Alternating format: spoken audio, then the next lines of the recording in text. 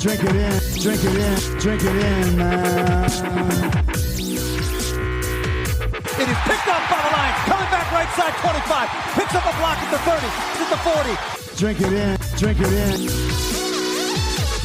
Drink it in, drink it in, drink it in, man.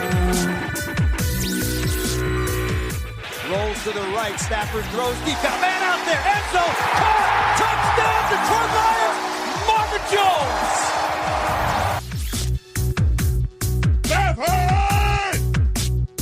Drink it in, drink it in. Touchdown, Detroit Lions. Cornbread.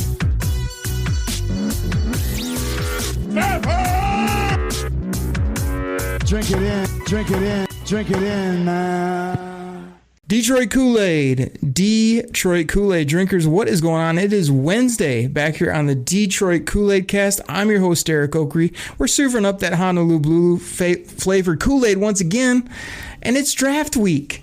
So you know I'm excited. The DTO scouting office is ready to go. And today on the show, we're going to be doing dueling mock drafts with Joey Christopoulos from the Believe Podcast Network. He's here to talk all about it. Joey, how you doing this week? Derek, it's a pleasure to be back, man. I don't know. I'm drinking not just the Kool-Aid, but the hyperbole. I'm drinking a hyperbole shake. Could this be a franchise-changing draft for the Lions and the Bears? Could it be real? Could it happen?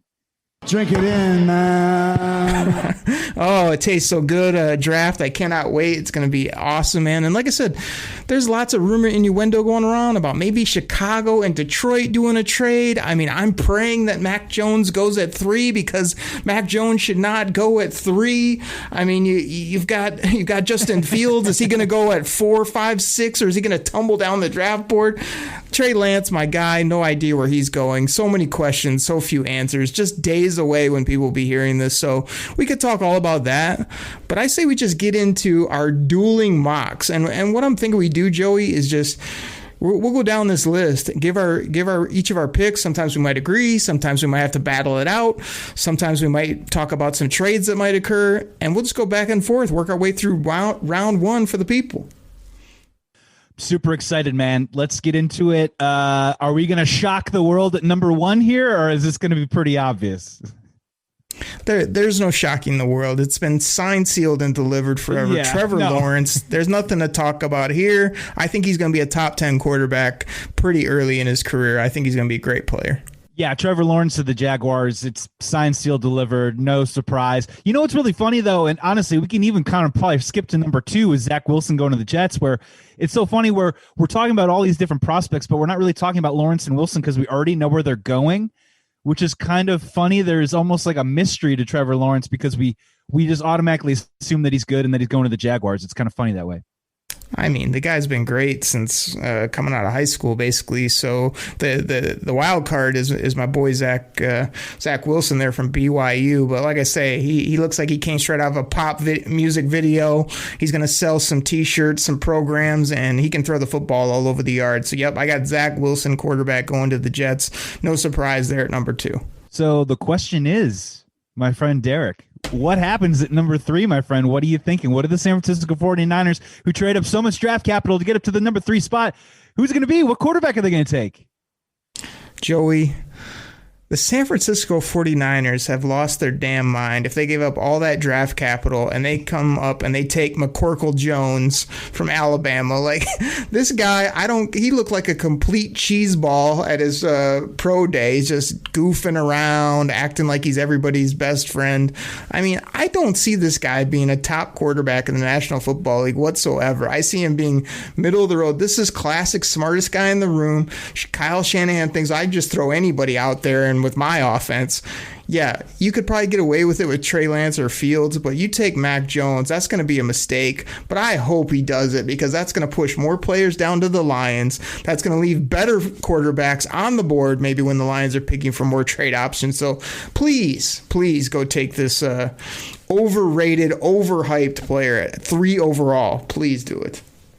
Yeah, it's really funny. When the trade first happened, in my mind, the first thing I said to myself was, this is Trey Lance. This makes a ton of sense in the world. They keep Jimmy G for another year. Trey Lance isn't ready to see the field. He can kind of learn and get into the fold and then be ready to rock and roll that year after.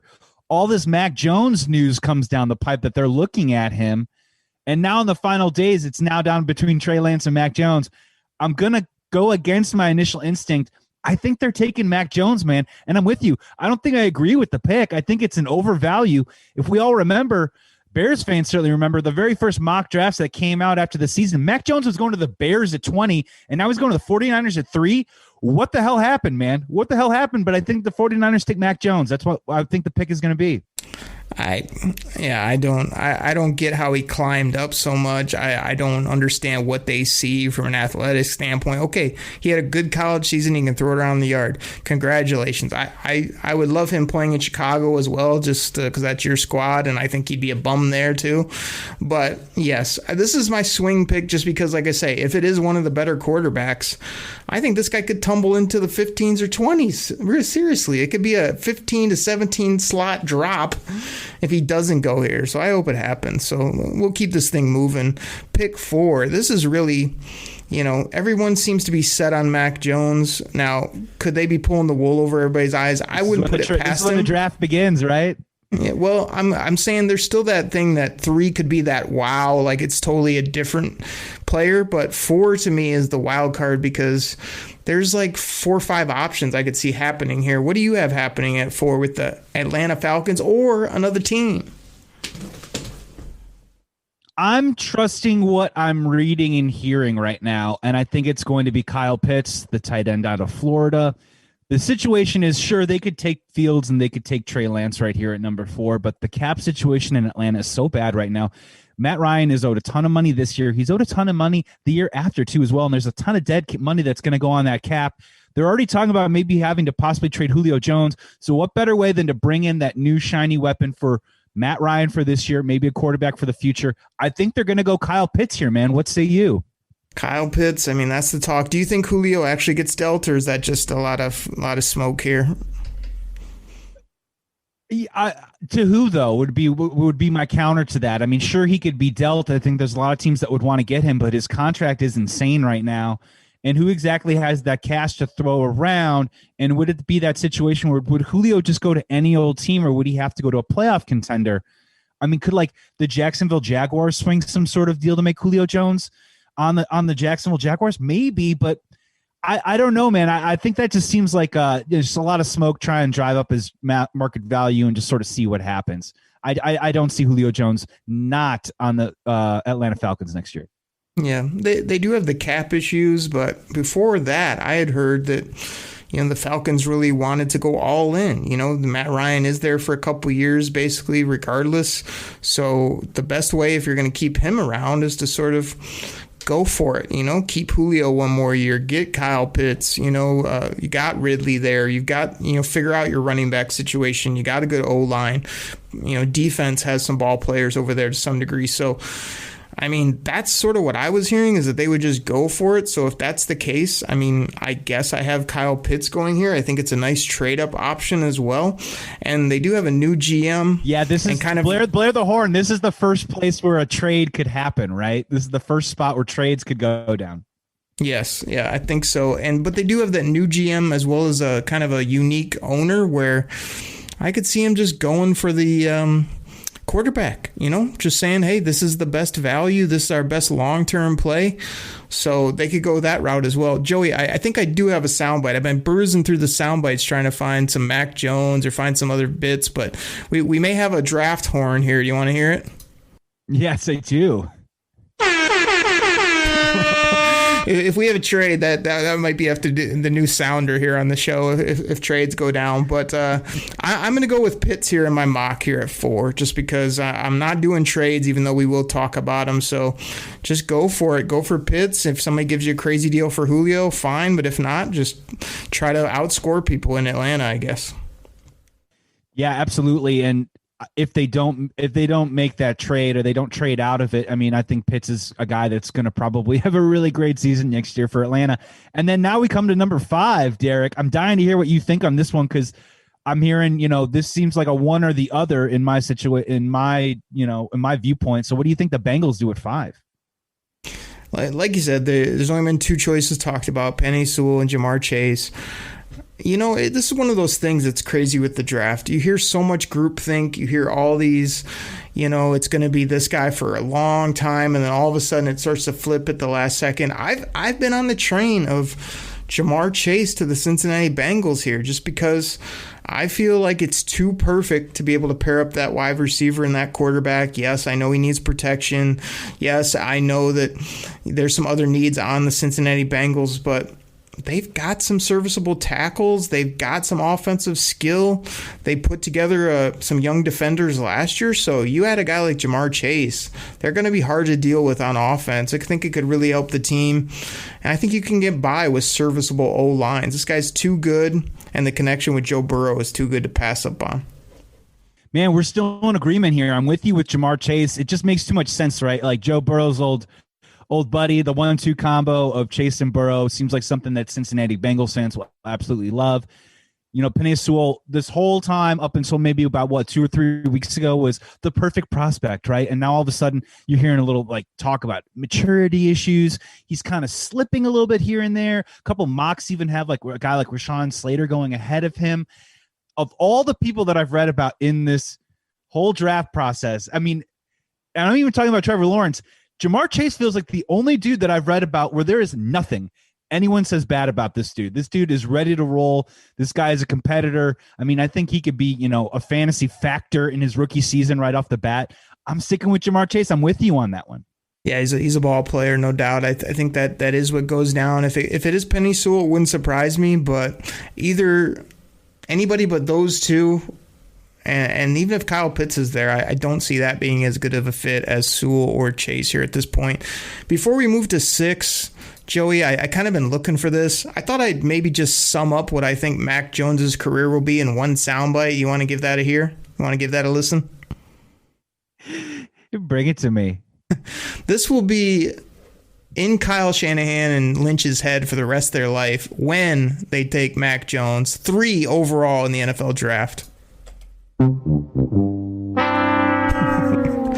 Oh, it's gonna be that sad horn. You did not like Mac Jones. You did not like Mac Jones. No, not that's like I said. It's so funny because I hate the player. I hate he's gonna go that high, and I'm rooting for it. Like you can't believe for so many reasons. So well, yeah, I know. And we're coming up on number 6 right now, my friend. The Dolphins. Yep. You're going to be watching this pick very closely, because what they do here is really going to dictate. I mean, right now, this board's working out really great for the Detroit Lions. What do you think the Miami Dolphins are going to do at 6 to set you up here? Well, I want to say this. The fact that we have been in lockstep, as you said, and that we are just kind of going chalk here just reminds me that come Thursday evening at probably 9:10 p.m. or 8:10 p.m. or 9, whenever the draft gets rolling, this is going to go all haywire because this is never going to go this silky smooth. There's going to be somebody that jumps up. There's going to be some crazy pick that just makes my jaw drop. It never goes down like this. But at number 6, the Dolphins, I don't know what they're going to do either. I mean, they got wide receiver needs, edge. They could take another offensive lineman for all I know. They need all types of things, even though I like their football team overall. This is kind of like a luxury pick.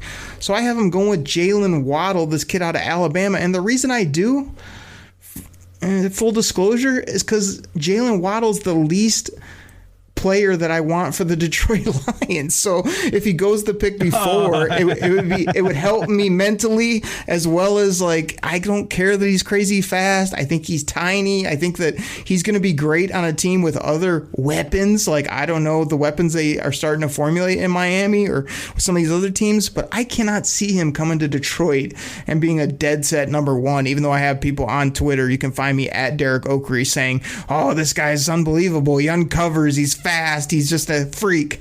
Really? Because I don't see him being a top 6, 7, 8 type player, even though that's where he might go. So Waddle to the Dolphins just to save me a little bit of peace of mind for the time being. We're gonna go off the board here for the very first time. I'm just looking at this and I'm saying to myself, wow, 3 quarterbacks and now 3 offensive weapons in the first 6 picks. That just seems a little too neat and tidy to me. I think at the end of the day, I think if they're moving to 6, no trade backs. We're not doing trades in this mock draft here. They're sticking with Tua. I'm going to go with Penei Sewell on this one. I'm going to go with Penei Sewell at 6.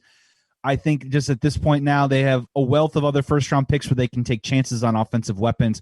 In terms of this draft, I feel like the wide receiver class is one of the deepest, if not, it's got some depth on here. You can find some guys in the second or third round, and don't forget the Miami Dolphins have another pick in this round as well. So I'm going with Penei Sewell on this one, just to shore up that offensive line, maybe give Tua a couple more extra seconds to throw. And here we are. Ding, ding, ding, ding. Number 7, the Detroit Lions. I'm so excited to hear what you say. I want to guess, but I don't want to guess. I want you to just tell me. You are crushing Detroit Lions fans' hopes with that Penei Sewell pick. And they spent, 3 picks, I believe it was, on O-line last year, the Dolphins. So, I mean, there's so many ways the Lions could go. I mean, early in the process, I've been a big quarterback guy. I love Trey Lance. Another guy from that school I shall not speak of that I like here.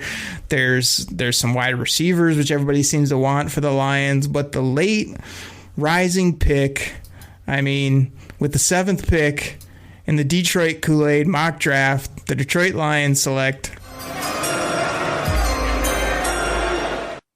Penei Sewell from Oregon. This would be my favorite pick, and here's why.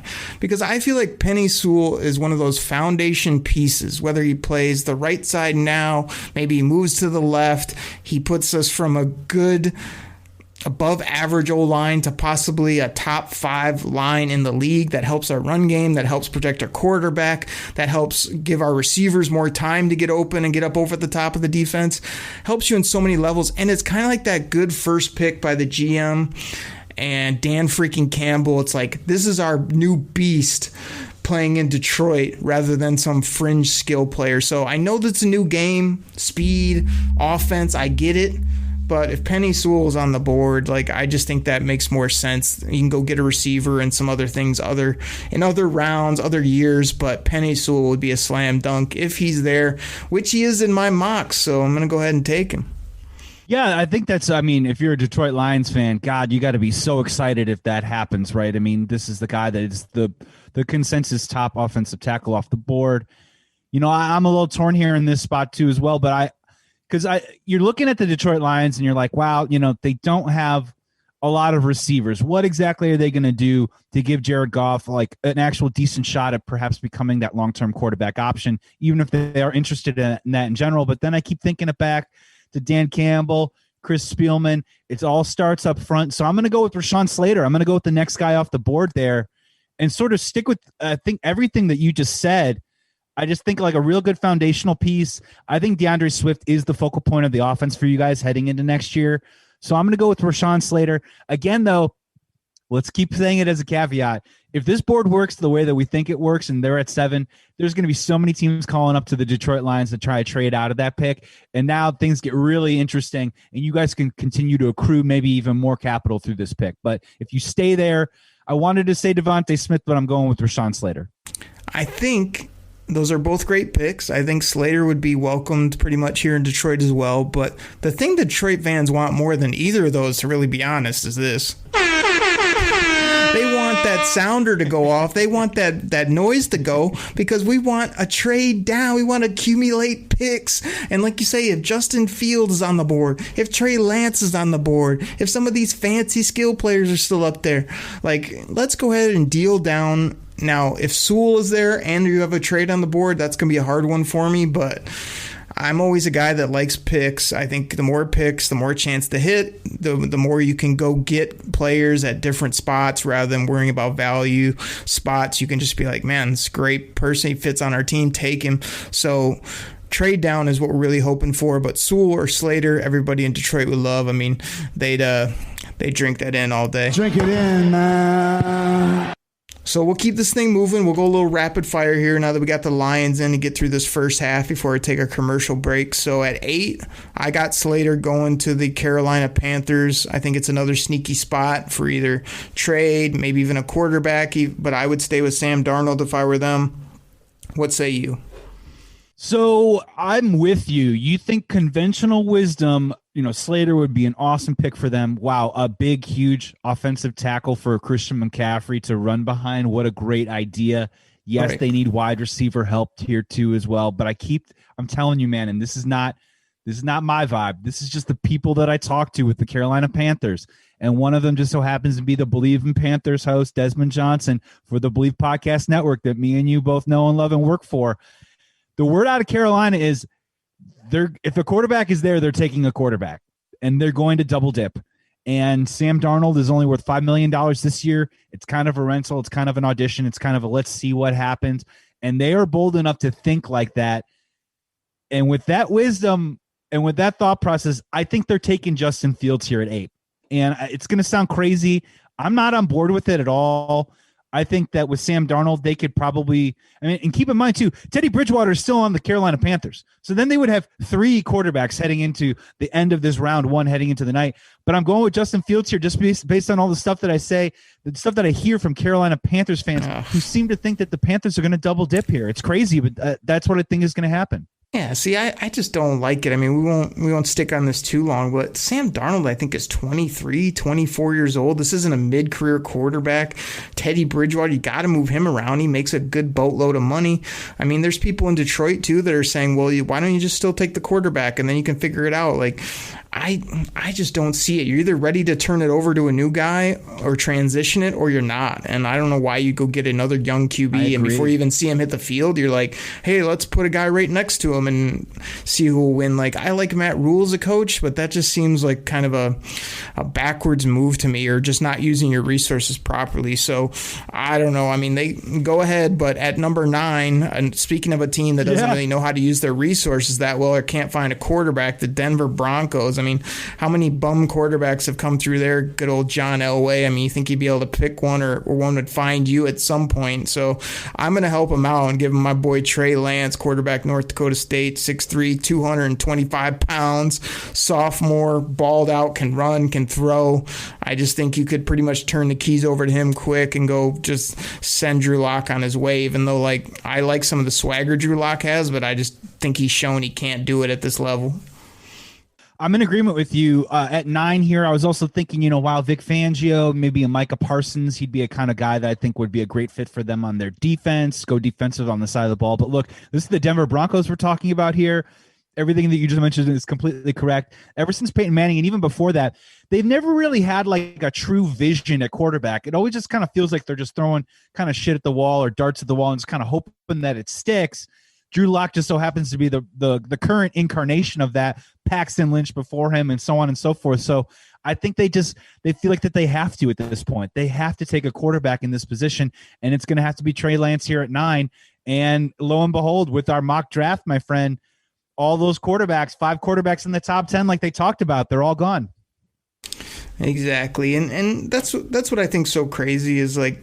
This is almost like a what I would do mock as well as what I think some of these teams will do, because I just don't see it falling this way, even though this is what you see out there. It's kind of like, as I was doing it, I'm like, where's my wild card? Where's my big move? But I couldn't find many fits. So I stick chalk here at 10 with Dallas. Dallas, you got Jared Jones talking about Kyle Pitts and whatever other crazy, what is he talking about? Sugar plums and rainbow, or whatever he's talking about down there in Dallas. I think he's a little cuckoo. What's the name of it? Strippers, or is that what are we talking about here? I don't know what Jared's doing. He has like 3 people that have talked him into good picks the last few years, so he can't go crazy. But I mean, I just see them doing it again, talking him off the ledge and taking Patrick Surtain, the cornerback. I liked what I saw from him, like at his pro day. He obviously went to a good school, so just go ahead and take your big need off the board. A very good to above average, not elite, but good to great corner right here at 10. Yeah, if you go to any mock draft right now on the internet, and if you scan back for 3 weeks, Surtain and the Cowboys have been linked together at 10, right? And again, this is another trade spot for a couple of teams. If all the quarterbacks are gone by this point, the Cowboys are going to take this pick. And just this seems to be pretty locked and loaded for quite some time right now. We do have some wide receivers on the board, but if the Cowboys take a wide receiver, they put an injunction on Jerry Jones to take away the team from him. And the sugar plums and the unicorns all the world won't be able to stop that from happening. So I see them taking the cornerback here for sure. Exactly. Like Dallas has a good roster on paper. They just haven't been able to win anything for like 30 years.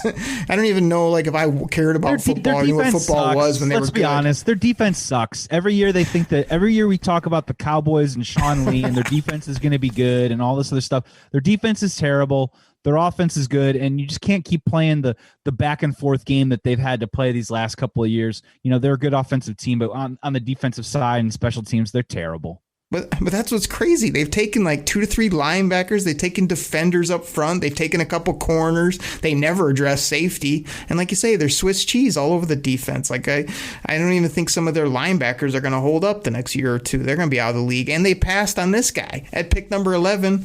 The New York Giants do what they do, which is just stay pat. They never trade. They never do anything exciting. They just take these old school football players that they think worked back 10, 20 years ago, and they're going to take Micah Parsons, the middle linebacker, big old nasty beast, because that's what Gettleman does, and he's going to be in the middle of their defense. So that's my pick at 11. Yeah, a lot of weird rumors about the Giants taking a wide receiver. And I'm going to go with that vibe. I'm going to go Devontae Smith. I know they just spent a whole bunch of money on Kenny Galladay. It's almost that problem. You know, the Bears suffer from this problem. A lot of NFL teams suffer with this problem of you're not really in love with your quarterback, so let's buy as many shiny jewels and baubles that we can surround him and hope to God that he isn't like a pile of crap. And I kind of think Daniel Jones is that pile of crap, and I think they kind of make – and I don't like this pick either. You know what I mean? You've already got a guy like Saquon. You already spent the money on Kenny Galladay, and I think now they're going to burn their first-round draft capital on the Heisman Trophy winner, Devontae Smith. See, we're definitely butting heads now because I just see there's no, even if you are doing what you said, which is giving all the web, they have Galladay, John Ross, Shepard, Slayton, Ingram, Saquon Barkley. I mean, they don't even have room for another receiver. So I've seen that mocked as well, either him or Waddle, whoever's there. There's no way you can do that. That's an overuse of resources, and that just doesn't make sense with how they've already constructed their team. That's why I see a defender or, you know, maybe they help their line or something, but yeah, I just can't see it. And Joey, we said we're going to go rapid fire. I think we spent 5-10 minutes on each of these picks, so let me give you 3 in quick form, and I want your rat-a-tat-tat back. So at 12 for the Eagles, I got Devontae Smith. They always take receivers. That's all they do, and like I said, it didn't work for the Giants. It's not working for the Eagles either. They're in cap hell and don't know what they're doing. The Los Angeles Chargers at 13, Christian Darrisaw. It's a slam dunk, perfect pick for them. Offensive line, protect the golden boy back there. Well, Justin Herbert needs to get the hair back too, man. He had the cool hair and then he went to some brush cut. He looked like he was 14 years old. Get the locks back, man. That's the way to go if you're playing quarterback and out there on the West Coast. And then 14 for the Vikings, I got Vera Tucker, the interior offensive lineman. And I'll give you one more before I let you run down your picks. That's 15 with the New England Patriots. Finally, this is where Justin Fields goes. Big old beast, him and Cam Newton. They'll probably just combo meal these guys and run you over half the time rather than even throw the football. Just monsters if they had those two guys as quarterback options in New England.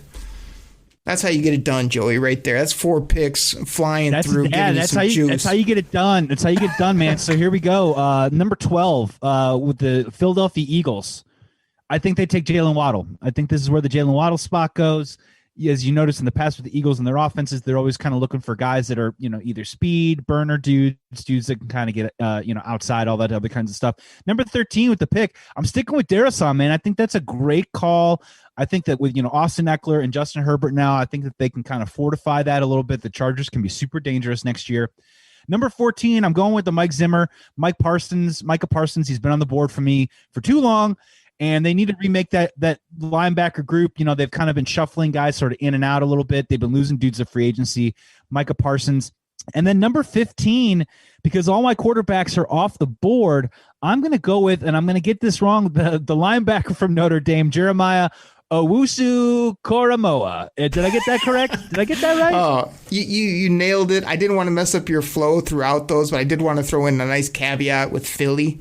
If they make that selection that you said, they will have Jalen, and Jalen on that team. Jalen at quarterback and 2 Jalens that he's throwing to.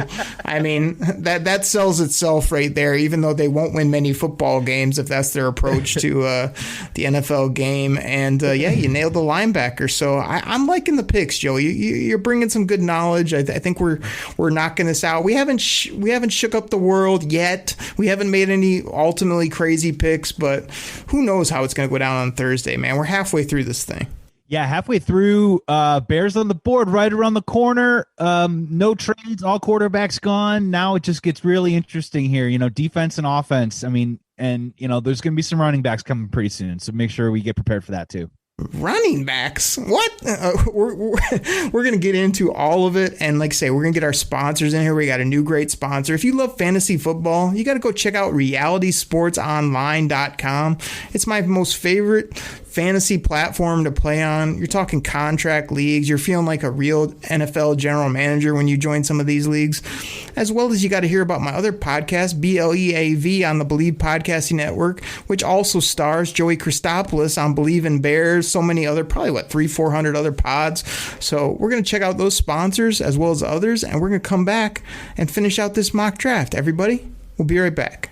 Detroit Koolaid drinkers, I am fired up. I am excited to tell you about one of our new great sponsors. Now, by now, most of you have probably heard of Reality Sports Online, the powerful fantasy sports platform where owners get to build and manage their fantasy team like a real NFL general manager. But the question is, have you tried it? I mean, it's time to go see what the buzz in the Dynasty fantasy community is all about. Free agency, multi-year contracts, rookie drafts, multi-team trades, franchise tags, contract extensions, first-round rookie options, and so much more. Think it sounds complicated? It's not.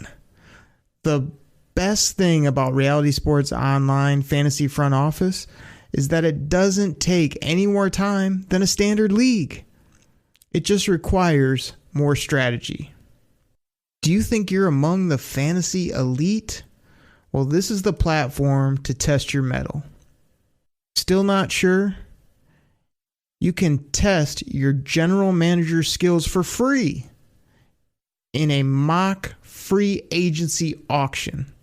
So here's what I need all you guys to do. Head over to Reality Sports Online. You'll hear me talk about it on the show and call it RSO.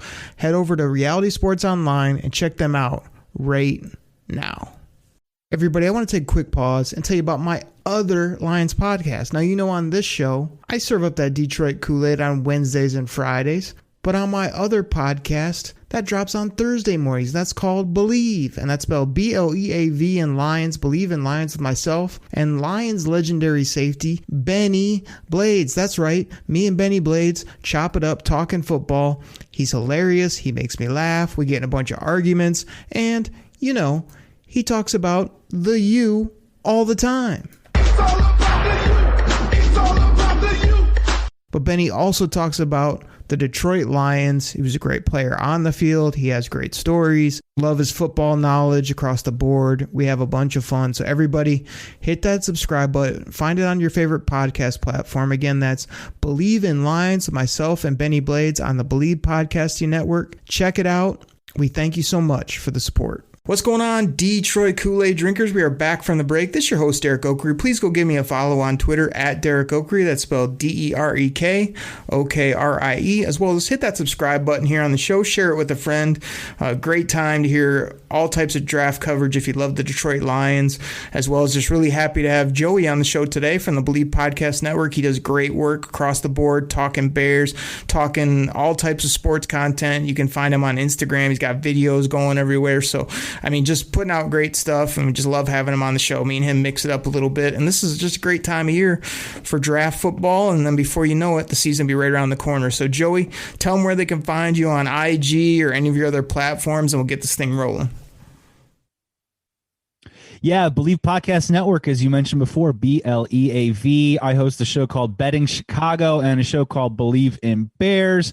Like you said, covering everything Chicago sports, but beyond that, we do sports, we do movies, we talk a little bit of music, we kind of mix it up a little bit. So everything and everything Midwest. Y'all Detroit fans can get down with that, I'm sure. And you can follow me on Instagram at Christo Poyos, ChristopOllos on Instagram. Christo Poyos, Chicken of Christ. Back to you, Derek, the second half of the first round.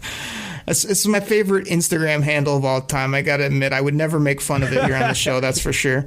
But like you say, we got so much more to get into on this mock. We only made it through the first 15. We'll get the rest in for you here. And at 16, the Arizona Cardinals. To me, this team could go a lot of different ways. I really don't know what to think about the Cardinals. They're everybody's darling team because they got these flashy weapons. Or like, Joey, I don't know if you listen to this pod, but I listen to the GM Shuffle sometimes, and they out of nowhere called Kyler Murray. Oh my gosh, they called him the mayor of Munchkin Land, and it just made me laugh so hard. It's just like, I don't know why, but the way they said it just made me laugh. That's what I think about him. He's the mayor of Munchkin Land. This guy gets all this love, and like, what's he done in the league? A few plays here or there. I mean, you win anything? You really done anything extraordinary? I think he's a mid-level quarterback at best. They're putting all these weapons. They got JJ Watt coming back. I mean, I feel like they've lost a couple players here too. So I don't know. I don't love their team. Some people are saying this guy's going to be the MVP. Yeah, I wouldn't hold your breath on that one.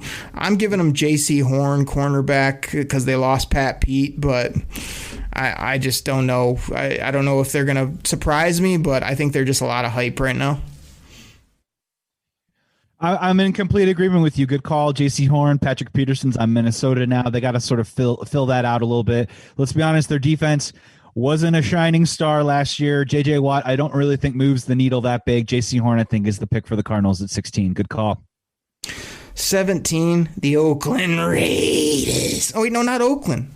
Las Vegas. Gosh almighty. What am I thinking? I just wanted to do Raiders so much. I forgot about the first part, where they're located. So I don't know what this team is doing either. I mean, the Las Vegas Raiders, headed up by John Gruden. I mean, this guy's got a lifetime contract. We get it. But the way that he just ditches players, signs players, brings in names, gets rid of quarterbacks, falls in love with every quarterback. I mean, I like Mike Mayock. I really do. But it's just a debacle over there, I think. I mean, they're going to win, anywhere from 6 to 7 games on a good year, and I don't know. I'm just giving them Tevin Jenkins, big nasty offensive lineman, because for some reason they decided to just tear down their whole offensive line this offseason. What, are they just going to take like 3 to 4 offensive linemen in this draft and try to fix it that way? Because they waited till like the end of free agency and like, hey, let's just get rid of all these guys and start over, I guess. So I'm giving them a big nasty beast, but I don't know what they're doing again. Like, just makes no sense. This is a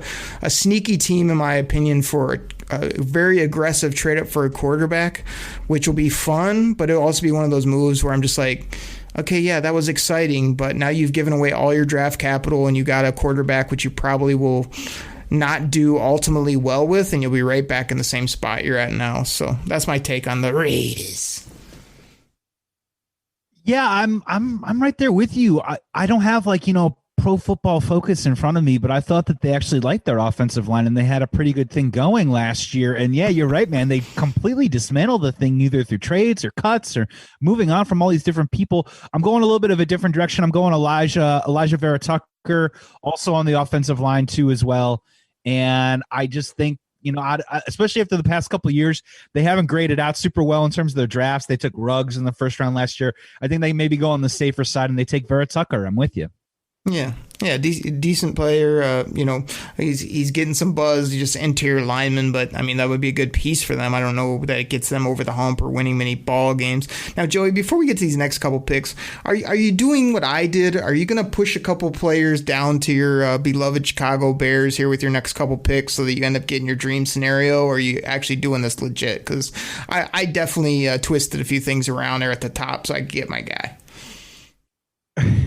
Well, if I wanted to twist things around, Jalen Waddle would still be on the board because at 20, I absolutely love that value, and he's a perfect fit for the Bears. So no, not necessarily. There is a gentleman that you have already drafted in your draft that I'm sort of kind of looking at the Bears at 20 right now, but no, I have not pushed anyone. I've not pushed anyone down. If the Bears end up with Elijah Vera Tucker, I'll be pretty happy with that. Whether he can kick out to tackle is probably a conversation for another day. But so far I'm not cooking the stats, baby.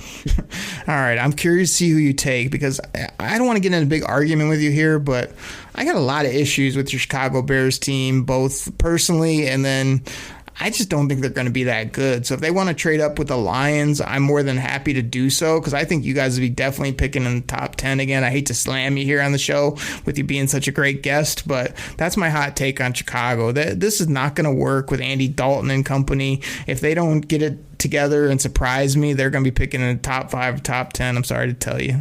Well, let me ask you this. Let's just say, the Detroit Lions and the Chicago Bears are on the phone together and they're talking a trade. Why can't we be friends?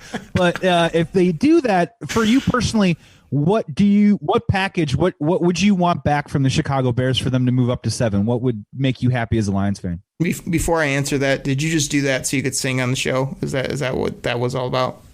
Why can't we be friends? Yeah, you're taking a big stinky doo-doo on my Bears right now, and I'm just I am calling you out. I don't know why it took this hot take. But yeah, it was like a couple picks before. I'm like, let me just run down his team now and get him all hot before he has to make the selection. Yeah, I mean, if you guys want to move up, I'm taking your first. I don't even know if you have a second. You normally don't have many selections here in the NFL draft, but yeah, I want like if you're coming up from 20 to 7, I want like a 2, a 4, and your first next year because, like I say, I can get more good football players. And like I said, I might be picking, depending on how my Lions do, which many people don't think will be good. I think they might surprise some folks. That could be 2 top 8, top 10 selections. I mean, those are the things that change franchises. So I would be betting my money on Pace and Nagy crumbling. But like I say, I don't want to throw you off your game here. You got a lot to think about here in a couple picks. I just thought I'd throw that out there and get you a little riled up here on the show. At pick 18 with the Miami Dolphins with their second number 1 pick, I mean, it'd sound great to have a couple number 1 picks. Oh yeah, the Lions have those the next 2 years, as well as maybe more if Chicago or some other bum trades up and makes a mistake. So at 18, I mean, I got this guy. He's from the winningest program in college football. Benny Blades loves this music when I play it on Believe in Lions. That's Kwity Paye. He's 6'4", 280 pounds. He can play edge. He can play interior. He's just an athletic monster. I mean, it might take a year or so to get him really rolling, but this guy's a beast. I mean, put him on your defense, let him roll. Yeah, I'm really torn here right now. So if you're a Dolphins fan, you're super excited. You got a bunch of first-round draft capital. If you're the Miami Dolphins, this is an opportunity here to take a guy, a little early, right? Because you have the luxury to mess around. And I'm with you. I'm feeling defensive side of the ball, even though like deep down inside, I'm like, man, they could surprise the world and take a guy like an Elijah Moore. Because they do need that receiver at some point. They do need more receivers besides just like Devontae Parker. Preston Williams isn't going to really like do the job. But I'm going to stick with the board here. I'm going to say Jalen Phillips, defensive end on this one, 18 to the Dolphins.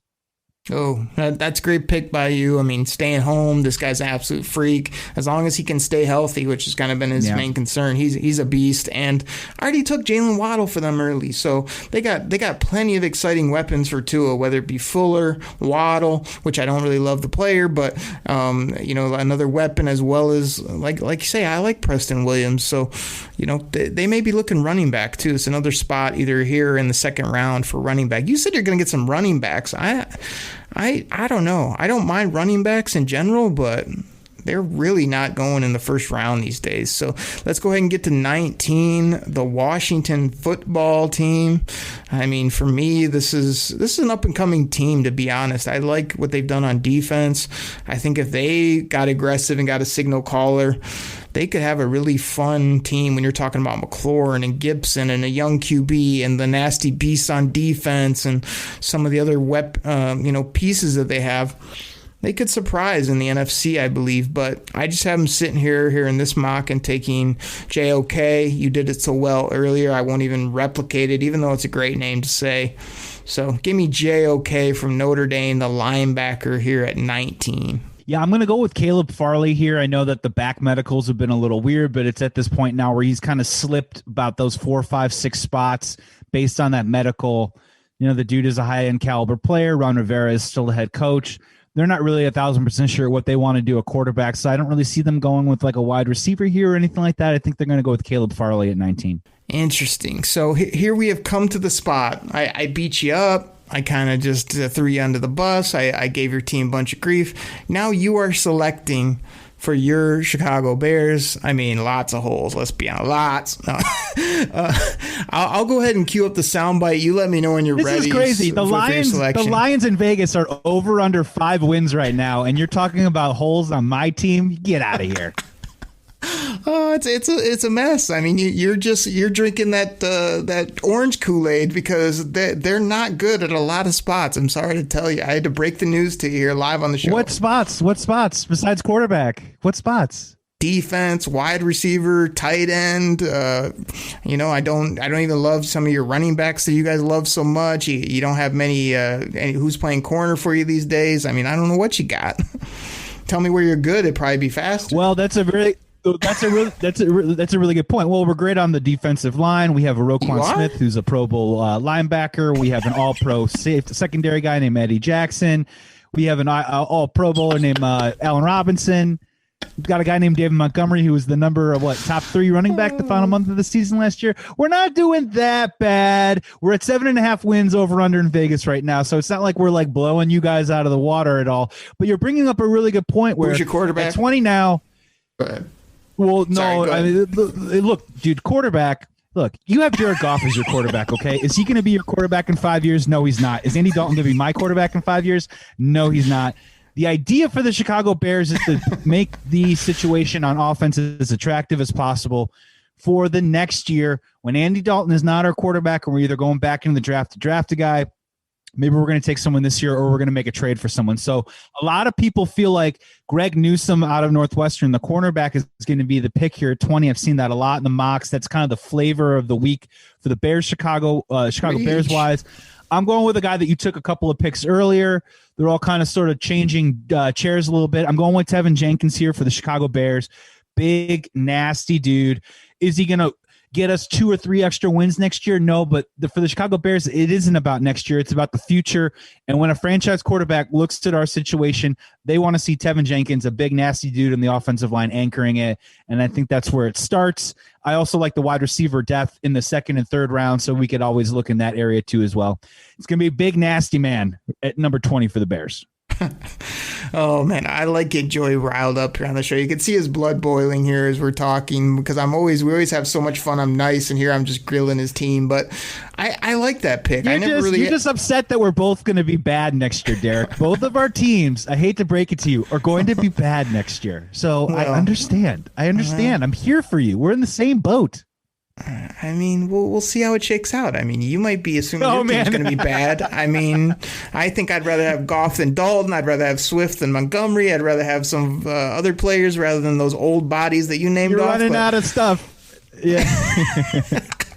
I was running out of a couple names. We're going to be bad. We're going to be bad, dude. You know what'll be fun, though? It'll be like 30-28. Like in Detroit or at Soldier Field in November, 4 minutes to go, and our 2 shitty teams will be battling it out for bragging rights. That'll be fun, right? Absolutely. I like your big, nasty player. Before I make my pick for your squad, where would you put the trade percentage? Do you think, I mean, to me, the only way they could really salvage their squad and kind of take a big leap up, not only now, but for the future, this seems like a year to make a play for a QB. I think they could actually get their hands on Fields or Lance if they'd like to. They just have to go all in on something like that. I don't know if they have the time to do so as in regards to winning ball games, but do you see them making a play like that, or is it just like, nope, they don't have the capital and they can't, this isn't the right time? Well, we've come to a point where I think we can now finally agree on what we want to make fun of, because we both can make fun of Ryan Pace, I think, accordingly and aggressively as much as we want to. Now, let me tell you what I think is possible. Anything is possible, dude. Seriously. the 4th pick with Atlanta. I could see us trading our 20th and 2 future first rounders. We talked about moving up and playing with Detroit. I can see us burning first round draft capital. Me personally, what I would do if I was in the seat, what I would prefer to see, no first round draft capital. There's a threshold. When you play fantasy football, folks, it's called letting the play, like you don't play, like play the board. Don't let the board play you. So if you get to like a quarterback, Trey Lance and Justin Fields, if they get to 10, 11, 12, 13, I think you're going to see the Bears get really aggressive really fast, because I think you can make a deal that doesn't involve first round draft capital. But again, you're right. If they traded with them at 7, the price is going to be huge. And dare I say, our general manager is the type of dude that would pay it. Not saying that that's what I would want to see, but I'm saying that is the reality. So if you're a Detroit Lions fan and you think that you can fleece the Bears on Thursday, honestly, keep dreaming, because it's a reality. It could totally happen. I hope it doesn't happen, but it's possible. Interesting stuff from you. I mean, I guess my big trade-up candidates are Denver, Washington football team, Raiders, Patriots, Bears, New England. Vikings. Yeah, those are my main targets there that I could see jumping up if possible. So, good stuff from you. I guess I thought I did you a favor here. I mean, I was looking around your team, again, a little bit thin, a little bit over the hill a little bit. Maybe in the rebuild stage coming up, could be a long road for those Bears fans. But I thought, this is a nice spot at 20 overall to take Caleb Farley, the cornerback from Virginia Tech. I listened to somebody recently that said this guy's a top 3 player overall in this draft or any draft, the way that he moves, he plays the football, just his production at such an early age. I want to say the guy's, 20, 21 years old, whatever he is. Yes, he has the medical issues, but this is a type of talent that you just don't find. So to get him at 20 is just a great big-time play by the Chicago Bears, and like saying, hey, even if it doesn't work out, this guy needs a year to get himself right. I mean, if he does, it could be just a slam dunk pick. I think anybody that gets Farley in the back half of round 1, or there's even stuff about him going in round 2. I've seen so many of these cases where these guys end up being fine. It's like there's all this talk, and then they fall, and then they end up fine. I mean, it was off the field, but remember Tyrann Mathieu coming out? It was all this talk. What he followed around like 3, 4, and it's like he gets taken. He's just a choir boy basically off the field and played great football. So I just see Caleb Farley, unless his back is totally screwed up, I see him just coming and playing great, and the team going, wow, we got him at like 24, 20, whatever. It's going to be a great steal. So that's what I did for your Bears. I helped you out. I gave you a real good ball player at a position of need at great value here late in round 1. Someone to shadow Danny Amendola, finally. No, your boy Darnell Mooney, who you talked up so much on the show. I love the pick. I think that's a great pick. Well, let's keep it rolling here. I mean, Indy is a hard one for me too. They definitely need an offensive tackle, but there wasn't anybody I liked at this point in the draft, so I went with Jalen Phillips, edge from Miami. I do really like his game and feel like the guys in Indy they just really take these productive, good football players, and he could be edge 1, coming off the board here at 21 to the Colts. So I thought that was good value there. I'm thinking the same thing. I'm going Kwity Paye, that went a couple previous picks in your mock. I'm taking him to the Indianapolis Colts to kind of fortify that area, and hopefully Carson Wentz bounces back with their offense. It's a big we'll see, but yeah, that's what I'm going with. This is an off-the-radar name, but Liam Eichenberg from Notre Dame is a guy that not many people are that aware of that are casuals, but I just feel like he's going to sneak into round 1 and could go to the Colts just because they're so needy at tackle, or I'm shocked. I'm actually looking at my mock here. Retired. Yeah, and I actually have him going here at 22, to be honest, to Tennessee, which Tennessee has needs at cornerback. People have been talking about them taking like a Rashad Bateman at wide receiver as well, but they have offensive tackle needs as well, especially because they took a tackle / guard last year at the same spot that he's not even in the NFL anymore. What a swing and miss on Isaiah, what was it, Wilson from Alabama or Georgia, I think he was. I mean, just a debacle of a pick. So I went with Eichenberg here actually at 22. Yeah, and this is where I think I like Greg Newsome a lot from Northwestern. Again, another guy with durability issues. I think that this is probably where he flies off the board here. I got Newsome going number 22. Yeah, it's a good fit. The New York Jets at 23, I mean, they took their quarterback, and I've seen a lot of buzz about Travis Etienne going here. But to me, it's like... It's such a Jets move. Yeah, that just I didn't want to go there for the Jets. I was like, no, don't go running back. You can do that either in round 2, 3, wherever, but not now. So I wanted to get him. Hey, got a quarterback. What's the other thing that helps you win in the NFL? Pass rush. So this guy has some medical concerns here late in the game, but he's a real good football player when he's on the field. He's only a redshirt sophomore. Azeez Ojulari from Georgia was the outside backer rush player that I gave him. That's a good call. Now, again, 23, this is also a spot, too, as well, where if I'm getting this correct, I think like teams like the Buffalo Bills are looking to kind of trade up into this area. But, dude, man, this is still the New York Jets we're talking about right now. We're looking for buzz, and we're looking for a lot of stuff going on, and Zach Wilson's their quarterback. I'm going with Etienne here. I think they take him. I think they want to try and get the home run hitter. I know, dude. I don't know. I don't like the pick, but this is the New York Jets we're talking about here. This isn't conventional wisdom, my friend. And I think our first running back is off the board at 23. Oh, he pulled the old okey doke on me, tried to like sell it as a bad move, and then he went and made the pick anyway. I see you working. So that's Jets football. Yeah, it has been. But like I said, I think they're getting back to, building it right, and especially if they can hit on that quarterback. We'll see what they do. But 24, speaking of doing it right or getting it together, the Pittsburgh Steelers, they're always quality. Great regular season, and then just kind of fell apart there in the playoffs. And towards the end of the year, they've got old Big Ben back there. They've got some interesting needs at like running back or some of their defenders, but if you're going to roll Ben out there with all these weapons at receiver and whatnot, I feel like the best thing to do is just get an offensive lineman. They just lost Pouncey and some other guys on their O-line. So if this guy's medically okay too, I think it could be one of the steals. Not like a flashy player, not a lot of sizzle like in New York that you just made with that pick, but give me Landon Dickerson from Alabama. Can play guard, can play center. Just a really good player. This guy could be all pro type in my opinion if he's healthy. I've been thinking about this pick. For all those that are listening, my beautiful and lovely wife, she's a huge Steelers fan. I've been talking about this for a long time, and this one's going to make you really upset, my friend, because this is back-to-back running backs right here. I think they take Najee Harris. They don't have a running back right now. They straight up don't. And let me make a fun little other prediction for you right now. Their backfield for week 1, Pittsburgh Steelers, will be Najee Harris, Anthony McFarland, and Le'Veon Bell. I said it here first. I'm putting it down on paper. I'm giving y'all a scoop. They've had to figure that out for a long time. I'm in agreement with you. I think it's a great idea to try and fortify that offensive line. But really, what really fell apart for the Steelers last year was that they became one-dimensional. And it was just Big Ben just kind of sitting back there trying to chuck the rock around to Deontay Johnson and Juju and all these other players. And they couldn't run the ball. They just couldn't do it. And that's what they need to get back to. They need to take the load off of Big Ben and run the ball more. I think they take Najee Harris here.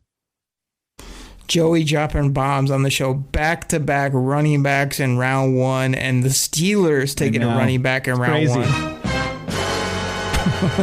Unbelievable. I told a fellow Steeler fan that, like, hey, Najee Harris might be a fit. They're like, nope. Nope. They wanted the big nasty lineman, which I ended up giving him the perfect fit for the Steelers is the good old Landon Dickerson. But we'll see. I'm seeing Najee Harris get a lot of buzz. It doesn't seem like a Steeler pick to me, but we'll see what they do. Now, again, I don't know what you're thinking over here with these running backs. You've taken a lot of receivers. You got all these crazy dreams and visions of your Chicago Bears. I mean, I don't know if you lost your mind here, so I'm going to help fix you. And that's at number 25, the Jacksonville Jaguars. I'm going to give them Travis Etienne, running back. Clemson, pair him up with Trevor Lawrence and do exactly what I've just beat you up here recently for the show, and that's get a running back in round 1 and give him to his quarterback. well, because dude, this isn't necessarily what we would do. This is a mixture, right? This is a cocktail of kind of what what we think we would do for them, but what we think that team would do, right? And at that point, Etienne at 25, pairing him with Trevor Lawrence, it's tasty. It's probably my favorite pairing, to be honest, because as much as I didn't like your pairing of like the New York situation, I love this one because it's Urban Meyer. It's just all about speed. It's all about sizzle. It's all about just outflanking the other team. So putting those two Clemson boys down there with all those receivers they have, and just like, I just see that happening, even though you hear him talking about defensive line and this and that. Like, don't be surprised if he just goes all offensive skill speed players here early to get that rolling down there in Jacksonville. So we only got a couple more, man. I really appreciate you, all your time. Hopefully this is fun for people listening to. Everyone's doing mocks. We could talk all about the Lions, and I've talked a lot about the NFC North, but it's kind of fun just working our way through these picks. So at 26, the Cleveland Browns, to me, gosh, like, I just love what they've done the last few years. All these draft picks, you see it coming around to winning ball games. Everybody that listens to the Koolaid Cast knows I love me some Baker Mayfield. They've got weapons already. They've got nasty players on the edge. They've drafted some corners. They've got Delpit coming back at safety. Give me Christian Barmore from Alabama. Put him in the middle. Let him just eat quarterbacks while the edge players eat quarterbacks as well. So I didn't really see where I wanted to add, so I just added a big nasty up front for them. Yeah, that's a great call. For me at 25 with Jacksonville, we're almost like on the exact same page. I'm going to go with Elijah Moore there, kind of a slot receiver, a guy that can maybe catch as a rookie 60, 70 balls from Trevor Lawrence and kind of make life a little bit easier on him moving forward. And then at 26, I'm going to stick with you, man. I love Christian Barmore. Just kind of watching his tape, he's pretty nasty. They got a nasty offensive line, maybe a little bit more bite on that defensive line, maybe allow a little less points next year, and the Browns might be a contender. Kind of crazy. We say it every year, but they definitely have one of the more talented squads I've seen in a Cleveland Browns uniform perhaps in my lifetime. I really like your Elijah Moore pick because he's quickly becoming, one of my favorite players throughout the draft. Just his crazy speed, his production. I've seen a couple interviews with him. He just seems like a guy that has top level receiver written all over him, like a new age, better Jarvis, type of player. So I like you putting him to Jacksonville. And even we've got Bateman on the board. We've still got Kadarius Toney on the board. Like, that's how I see it going down. I see Elijah Moore being that guy and those other guys falling into like the late round 1, round 2 area. So I love that you did that there. That's good stuff. Yeah. And if I can interject real quick, this is probably the first time I've probably cooked the draft because I do not want Elijah Moore on the Buccaneers with Tom Brady. I find that to be a little bit unfair. Now, I'm not a Tom Brady hater. I love greatness and everything, but man, that is like it feels, I'm watching this dude. It looks like a match made in heaven to me. All of a sudden with like Evans and Godwin and then Elijah Moore. I don't know. That's just too much for me to take. They're still in the NFC. I had to put Elijah Moore on a different team. All right. I like the honesty, as well as I don't know how Tampa Bay's done it, but they just have a fantasy team out there. It's crazy what they put together, and they're still good. Like at the O-line, they still got a bunch of good defenders. I don't know how they've worked that cap and all that, but they've worked some good fantasy football drafting down there in Tampa Bay. So we'll get to them there here in a moment. The Baltimore Ravens at 27. I mean, one of my favorite teams drafting when they had Ozzie Newsome, and it's like every year I would crumple up my sheet and just be like, why didn't we just do what Baltimore did? They always end up with 3-4 studs. They always get people at crazy good values. They even get like guys late that come around at year 2-3 and end up being studs. So I gave them what I feel is like the perfect Baltimore player here at 27. Zaven Collins from Tulsa, 6'4", 270 plus pounds now. He can play linebacker. You call him an edge. He can cover. He's just that nasty player that Baltimore will put like a number 40 something or 50 on his back, and he'll just be a all-pro before you know it. I'm going Rashad Bateman here. I think they probably need to do something to show the fan base and the organization that they need to get Lamar Jackson more help. I feel like, Terrace Marshall's another guy here that I like a lot for this spot, but just seems like Rashad Bateman across the board has a little bit, better, higher ranking. They're kind of similar players, but I'm going Rashad Bateman to the Baltimore Ravens. How many more help favors they got to do there? They've taken so many receivers. Like, I see that in a lot of mocks, and I'm like, what are you, just every year you're going to take another receiver there in Baltimore? That's totally not their game until the last couple of years, and they have been doing that a lot. Until they get it right, I guess. I guess. They were in on the Kenny Galladay money too. Right. I would like Julio there. Julio to Baltimore would be a bigger play to me than drafting another guy, but Julio seems like a Raven to me. But I would actually just like go back to what you used to do, which is just get nasty defenders, and then they always just were more than serviceable on offense anyway. So I don't know. We'll see what they do. They got another pick coming up based on a trade they made, but at 28 to the Saints, this is where I put your boy Greg Newsome. I just feel like that's their top need on the board, basically as a corner. This guy's a good football player. I had to put him here later in the round, but I kind of like the fit here. Yeah, for me, I'm not really sure what the Saints want to do necessarily. I just feel like that they're going to do some sort of value play here. I see Trevon Moehrig from TCU, the safety, still on the board. That's definitely a possibility. But I'm probably going to go with a guy that you just picked a second ago. I'm going to go with Zaven Collins, linebacker from Tulsa. I mean, without Drew Brees, it's going to be a little bit of a bumpy year with Jameis Winston. I think the idea for them is to buy in on more defense. They have a talented defense, buy in more defense, and try and protect an offense that might be a little bit more up and down than they're used to. I'll be curious if the Saints fall off the map because, they've had such a good roster, but their cap's in a situation. You're losing a Hall of Fame leader at quarterback. I could see them taking a tumble the next couple years and having to totally restructure at 29. Like a season from hell, right? Where like Kamara gets right. hurt, the quarterback isn't very good, and they're just like they're talented, but they don't have a good year. Exactly. And a team that I would love to have that same absolute blow up, just debacle, just everything goes wrong. I don't know, maybe a couple injuries, maybe at quarterback or something. The Green Bay Packers here at 29. So I see their needs again, offensive line, corners, maybe the defensive line. You could still use help at linebacker. I mean, they got all these needs, even though they won 13 games. We get it. Like, your boy back at quarterback had the year of his life. I don't know what's going on there. I haven't heard that he's Jeopardy full-time, even though I was rooting for that on a previous show when I've had you on. I'm going to do him and everybody else a favor and just give them something that they never do, and that's a receiver, because I'm tired of hearing about it, and I feel like I'm tired of hearing the bitching and moaning from number 12 there. So go ahead and give him Rashad Bateman from Minnesota. Feels like a guy that I could see in a Packer uniform, and he's a hell of a player. So I'm going to do that even though I don't want to. Yeah, I don't want to do it either, but I'm going to give him Kadarius Toney, a guy that can kind of play off Devontae Adams, that little quick, home run hitting type dude. Maybe try and get back to the Randall Cobb type of vibe that they had previous. I'm going to give him Kadarius Toney, and I hate it.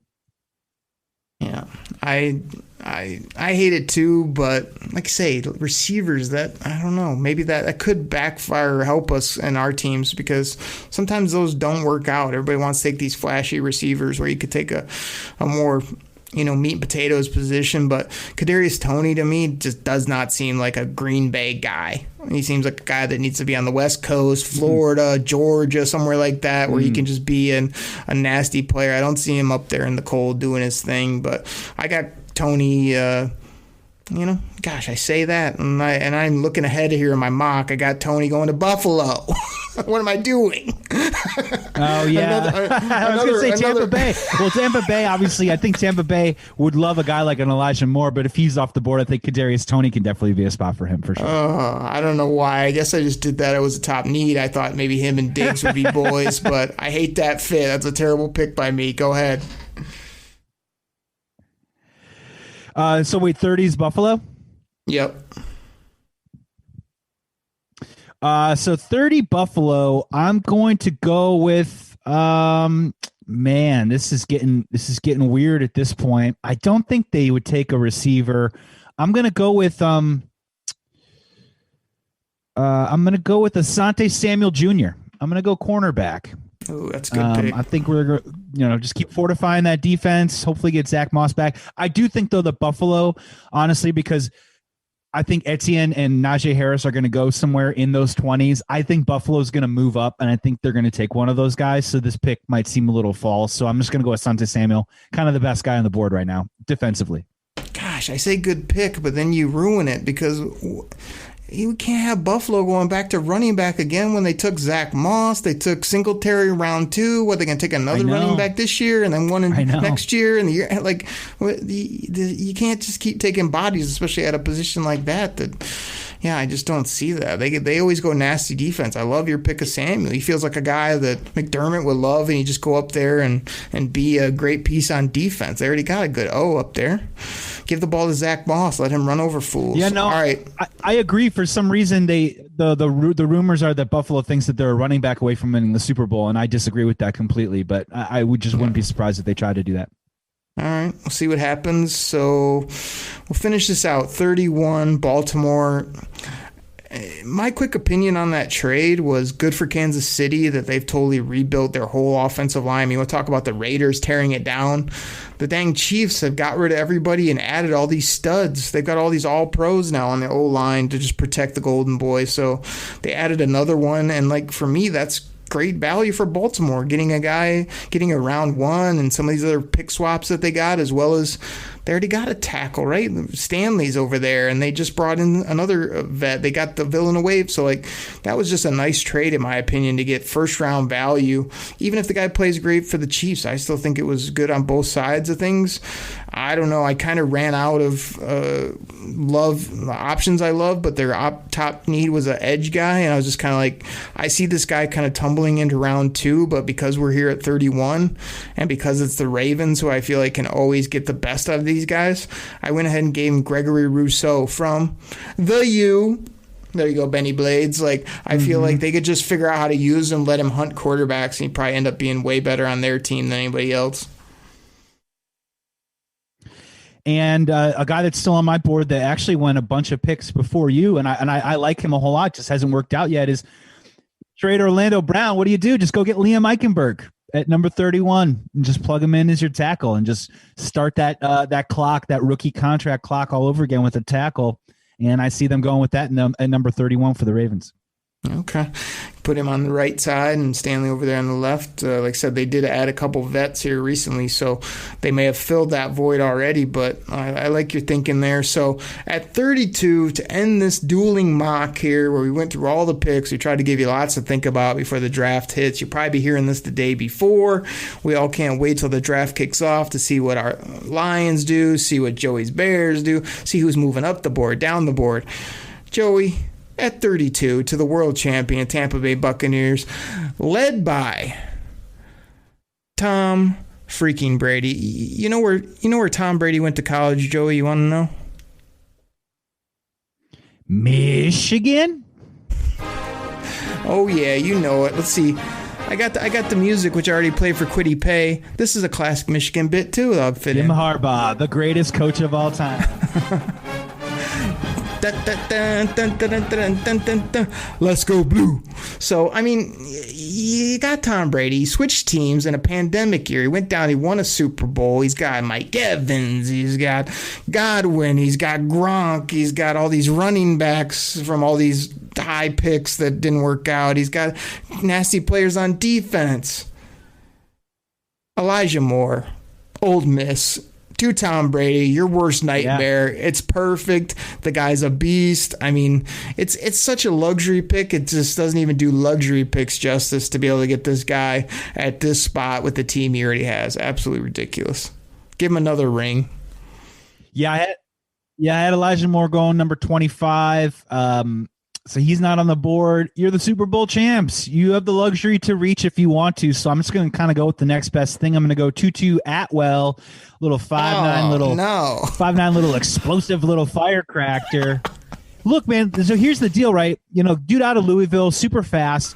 Obviously, they wanted to get something going with Scotty Miller last year, and we all know that Brady needs that guy, that slot receiver that can take those 2 steps after he reads the defense and catch the football and get those couple extra yards. Unless Julian Edelman comes out of retirement, which, cough, cough, he probably will. I think they need probably someone on that inside a little bit with some more speed. And I just think they add a dimension that probably is something that they don't necessarily have right now. And I could see them reaching and grabbing someone like that over a guy like a Terrace Marshall, who I like a whole lot, but he's basically like a Mike Evans version, you know? Joey, I'm here to tell you, I love the name Tutu Atwell. I totally dislike the player, Tutu Atwell. I think he should tumble down the board. I wouldn't even take him in the first few rounds, to be honest. Other than his speed, I don't like anything else about him. I think he's getting way too much hype. Big time reach by you, kind of like you did with your Bears at number 20 with the guy you picked there. Reach. No, I'm Tevin Jenkins, the guy that you took him before. What are you doing? Wait, real quick. You know the guy that I'm obsessed with, the guy that I love a whole lot, which I really do hope falls to like the Bears in the second round or something. Similar, we're talking about wide receivers right now. Of all the guys that I've watched that I am super impressed with and I think will be awesome in the NFL and no one knows it yet is Rondale Moore. I love Rondale Moore. The dude just ran like a 4.29 40, and he's explosive. He loves to get hit. He loves to hit people.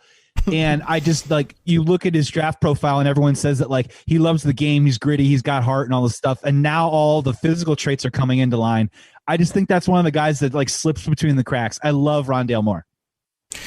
I like me some Rondale Moore too. He's a little short, but he should be able to overcome it. I don't know if he's going to be the Steve Smith type like everybody says, but he's got some of those qualities. A couple players that I want for the Lions. What if he's like a Tyler Lockett?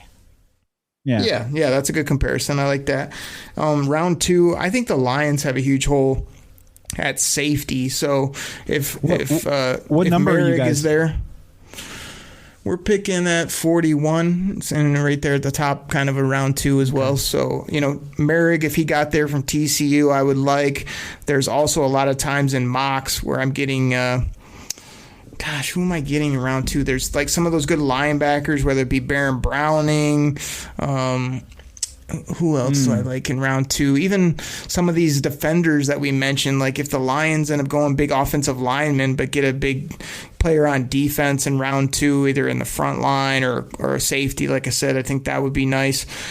Just a really nice linebacker core throughout, though. So even though there's some good backers, I'd kind of wait. Maybe in round 3 you could get a linebacker and let it roll. But I'm just a big proponent when this draft rolls around, man. I'm going to be making my picks live when the Lions are on the clock. We'll see what I come up with, as well as, like say, I know you'll be talking all about it with your Bears. So, Joey, I knew we were going to go kind of long on this show, but, we worked our way through the first round. Lots of good talk back and forth. Agreed on some, had to fight it out on some. I thought it was a fun show, man. It's crazy. The draft is so close, and it's like my favorite event of the year, but I'm just so ready for it to start. I want to see where these players go. I want to look at my mock and just see how much a mess it is come, Thursday. It's just going to be totally different, I think, than we have it shaken out here today, but it doesn't mean it's going to be better. I think me and you made some good picks and gave some people some good content here, so appreciate it. Well, Derek, man, such a pleasure and an honor to always be on your show, man. Thank you so much for having me. Yeah, dude, super, super fun. I can't wait for the NFL draft. I wish it was already here right now so we had some answers. I think I probably, on the Bears side, have more anxiety than you guys probably have. You guys are you're sitting a little pretty. You got a new regime. You got the 7 pick. You got a lot of options. My final thought for you, though, we were talking a lot about Bears and Lions maybe trading with 7 and 20. What I keep saying on my show is I don't think the Bears are going to do any trades in the first round, but watch out for them in the second round. We're at pick 52. You're at pick 41. So just because the Bears and Lions don't consummate a trade in that first round, don't exactly rule it out for that second round for the Bears maybe moving up. If they get the offensive tackle in the first round, they're going to go, I think, wide receiver or secondary in the second round, flip-flop it if it works out the other way. So just keep an eye on that. We could still be making deals. Stuff could still happen, and the Lions could still end up with more draft capital further down the draft. Very intriguing. I like you leaving us with that. I guess what I'll leave Lions fans with here on the Detroit Koolaid Cast is just this is a new regime, new head coach with a lot of fire, new GM, really seems to know the draft and be open to all types of options, seems to have a good head on his shoulders. I think Lions fans really just want to come out of this draft with a player that they can get excited about regardless of position, somebody that can actually show up on Sundays, make plays, be a cornerstone for this team. I know that you need offense and you need this, that, and the other in today's game, but the Lions need to be leaving this draft in the first few rounds with cornerstones of this new team they're building, and I'm curious to see how they'll build it.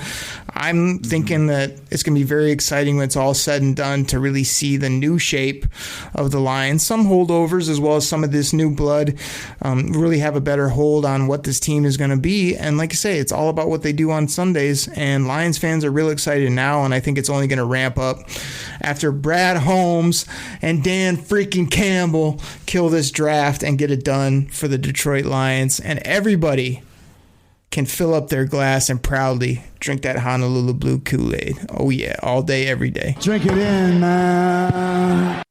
Everybody, thank you so much for listening to Detroit Koolaid Cast. Joey, appreciate having you on. We have you on next time. Me and you will be reviewing what our teams did. We'll talk about everything that happened in NFC North.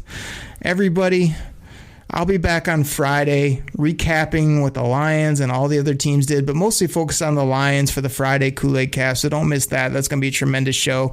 I might even have live reaction. I might record as the picks coming in so you can hear exactly what I thought the moment it went down. We'll see what happens, but catch me Friday. We'll catch Joey when he comes back on, and keep drinking that Detroit Kool-Aid. So everybody, thanks so much for listening. Take care. We're out. Pack the bag, start the plane. This game is over. It is over. What a comeback by the Lions. Drink it in, man.